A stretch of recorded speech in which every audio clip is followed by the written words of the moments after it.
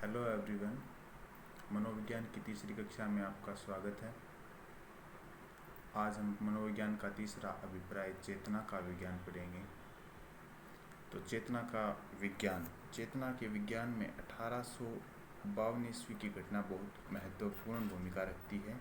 यहाँ William James नाम के एक मनोवैज्ञानिक हुए हैं जो एक घटना से प्रभावित होकर इन्होंने 18 वर्षों तक कड़ी मेहनत के बाद मनोविज्ञान को दर्शन शास्त्र से अलग किया।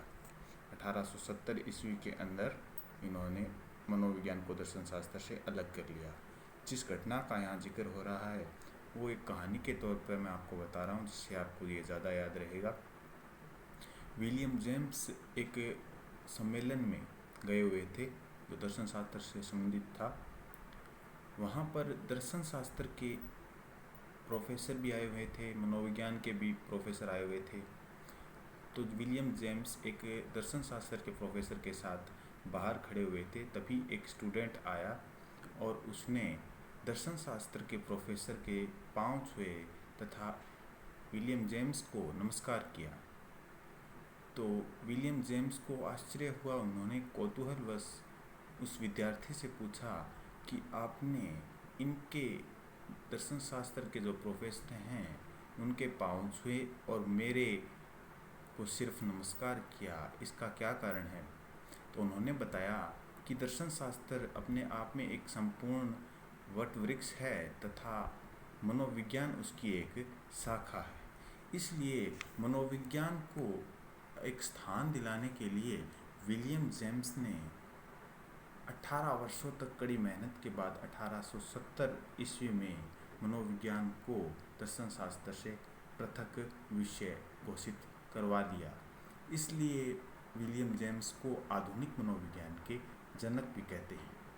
1870 ईस्वी में ही विलियम जेम्स ने एक विचार दिया, चेतना ही जीवन है और जीवन ही चेतना है। इस विचार से इन्होंने मनोविज्ञान का नया अभिप्राय चेतना का विज्ञान को स्थापित किया और इस अभिप्राय को समर्थन देने वाले विद्वान William Wundt, James Sully, Titchener, Chadwick, वाइव्स हुए हैं। चेतना के अभिप्राय का समर्थन करने वाले संरचनावादी कहलाए। यानी कि ये इस चेतना के विज्ञान को जो समर्थन देने वाले विद्वान थे जितने भी, वो सारे के सारे संरचनावादी कहलाए। संरचनावादियों में एक विशेष संरचनावादी विलियम वुंट हुए हैं। विलियम वुंट को 1879 ईस्वी में मनोविज्ञान की प्रथम प्रयोगशाला स्थापना करने के लिए जाना जाता है और इन्होंने लिप्जिंग यूनिवर्सिटी जर्मनी के अंदर यह प्रयोगशाला स्थापित की। पहली प्रयोगशाला स्थापना के कारण इन्हें प्रयोगात्मक मनोविज्ञान का जनक कहते हैं। प्रयोगात्मक मनोविज्ञान का जनक कहते हैं। तो इस प्रकार पहली प्रयोगशाला की स्थापना 1879 में हो गई।